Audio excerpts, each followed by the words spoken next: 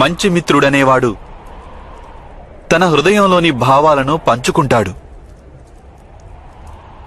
నీ హృదయంలో ఉన్న బాధలో నాకు కూడా భాగముంది సఖీ.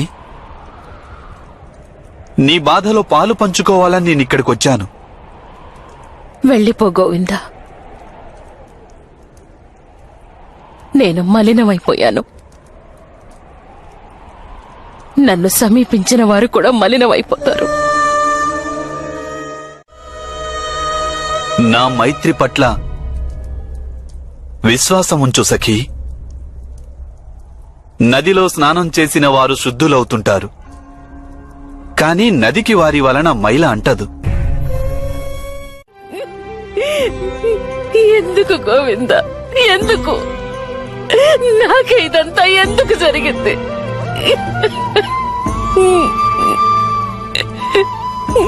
ఇంత ఘోరమైన అవమానం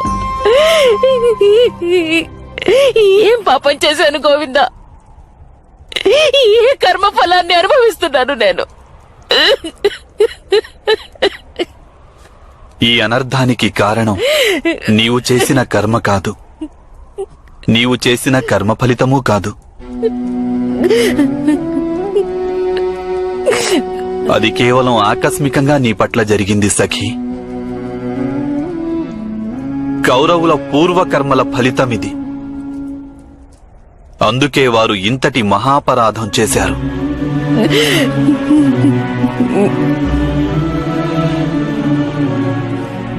కర్మ సిద్ధాంతానికి ఇదే తాత్పర్యం సఖీ. సత్కార్యం అధిక సత్కార్యాలను చేయిస్తుంది, దుష్కార్యం అధికాధికంగా దుష్కార్యాలను చేయిస్తుంది. కానీ దుష్కార్యాలకు గురి అయిన మనిషి జీవితమే నరకప్రాయమవుతుంది సఖీ. కానీ బాధంతా నేను అనుభవిస్తున్నాను కదా గోవిందా. అయితే ఆ బాధను నీవు త్యజించు సఖీ.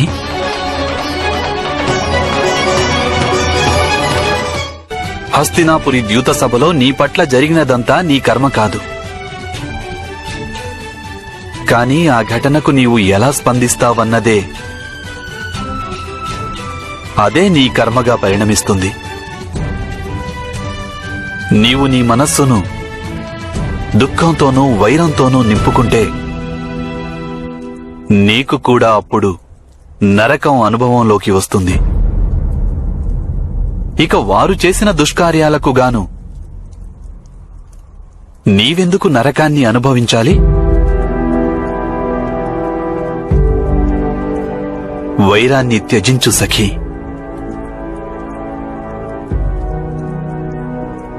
మనస్సును నిర్మలం చేసుకో.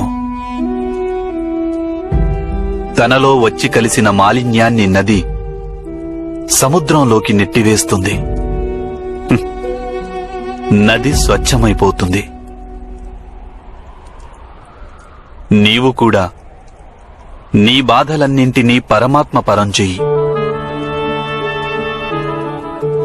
పరమాత్మ ఈ లోకంలోని సమస్త బాధలను తనలో విలీనం చేసుకునేందుకు సదా సంసిద్ధుడు.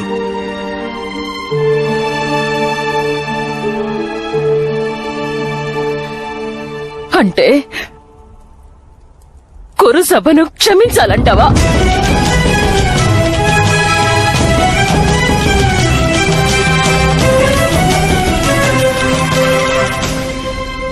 అవును సఖీ, వారిని క్షమించు. లేదంటే ప్రతీకారంతో కుమిలిపోతావు, న్యాయం చెయ్యలేకపోతావు.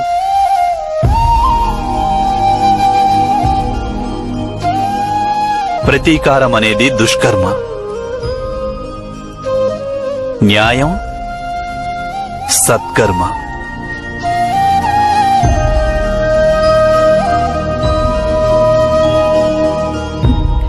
భేదమేమిటి గోవిందా?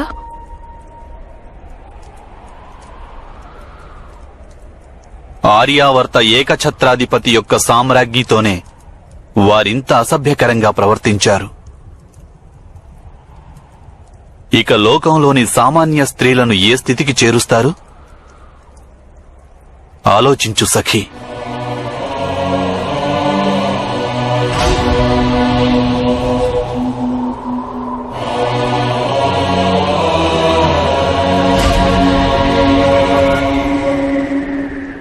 నీ బాధలో లోకంలోని బాధలను చూడు.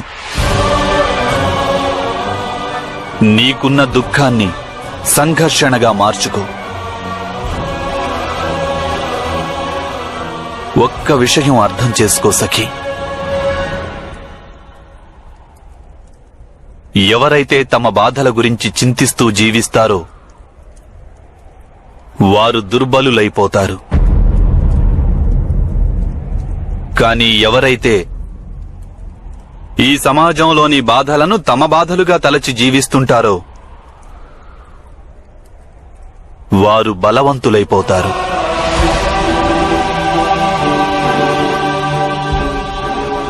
కేవలం తమ బాధల గురించే ఆలోచించటం దుష్కర్మవుతుంది. అయితే ఈ లోకంలోని బాధలకు పరిష్కారం ఆలోచించడం సత్కర్మవుతుంది.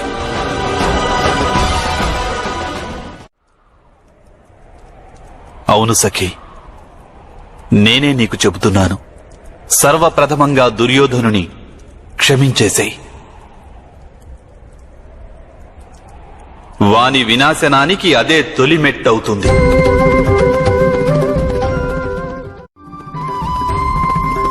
అటు పిమ్మట దుర్యోధనుని వంటి దుష్టులందరినీ నాశనం చేసి ఈ లోకాన్ని ప్రక్షాళనం చేసేందుకు ఉపాయం ఆలోచించు. నీ స్వార్థం కోసం కాదు, లోక కళ్యాణం కోసం. సమాజంలో దుర్బలులైన స్త్రీలు పురుషులను ఉద్ధరించేందుకు యుద్ధం చేయి. పరమార్థం కోసం చేసే యుద్ధంలో అందులో ఎంత హింసాకాండ జరిగినా అది ధర్మయుద్ధమే అనిపించుకుంటుంది. చేస్తాను గోవిందా. నా హృదయం అంధకారంలో ఉంది. ఆ అంధకారంలో నీవు జ్ఞానదీపాన్ని వెలిగించావు. నా ఈ చేతులతో నేను ఆ పాచికలు వేశాను. అవి నా సోదరులను దాసులుగా మార్చాయి. నా భార్యకు ఇంత ఘోరమైన అవమానం జరిగింది.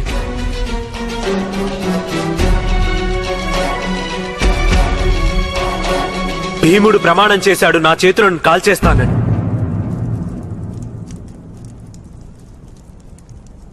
నీ వాగ్దానాన్ని గుర్తు చేసుకో భీమా.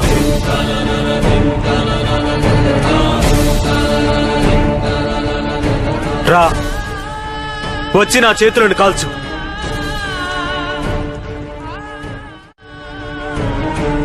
వద్దు నాథా, చేతులు కాల్చుకోవాల్సిన అవసరం లేదు.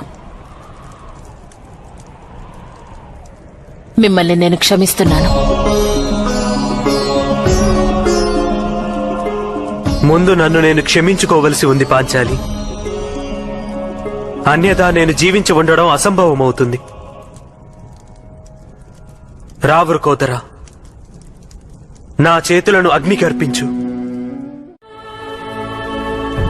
మీ శక్తులను స్వయంగా దండన విధించుకొని కోల్పోకండి బావగారు.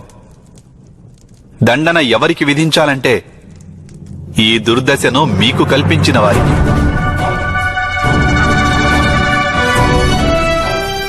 మా సఖి గౌరవానికి భంగం కలిగించాలని ప్రయత్నించిన వారికి.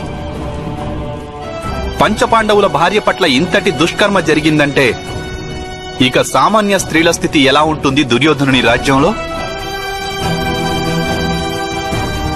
ఊహించి చూడండి. న్యాయము అలాగే రక్షణ, ఈ రెండింటినీ నెలకొల్పటం మీ ధర్మం బావగారు. ప్రతీకారం కోసం కాదు, పరమార్థం కోసం మీరు తప్పక యుద్ధం చేయాలి. నీ ప్రమాణంలో న్యాయం ఉంది. యుద్ధం పూర్తి కానంత వరకు నీవు నీ కేశాలను ముడివేసుకోవద్దు. ఈ చూడమణిని నీ సిగలో ధరించను వద్దు.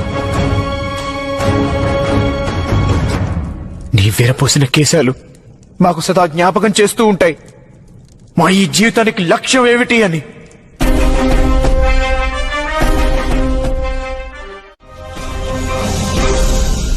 ఇదే మీ నిర్ణయం అయితే నా సంకల్పాన్ని కూడా వినండి ఆర్యపుత్రులారా. ఎప్పుడైతే దుశ్శాసనుని ఛాతీలోని రక్తంతో నేను నా కేశాలను తడుపుకుంటానో అప్పటి వరకు నేను నా కేశాలను ముడివేసి నేను నా కేశాలను ముడివేసి నా కేశాలను ముడివేసి నేను నా కేశాలను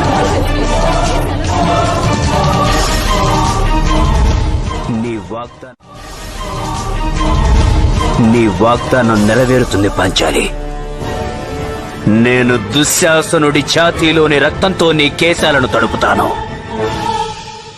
ధృతరాష్ట్ర మహారాజుకు మహారాణి గాంధారికి జీవితం లేక సుఖమనే వెలుగు ఉండదు పాంచాలి. అంధకారమే మిగులుతుంది.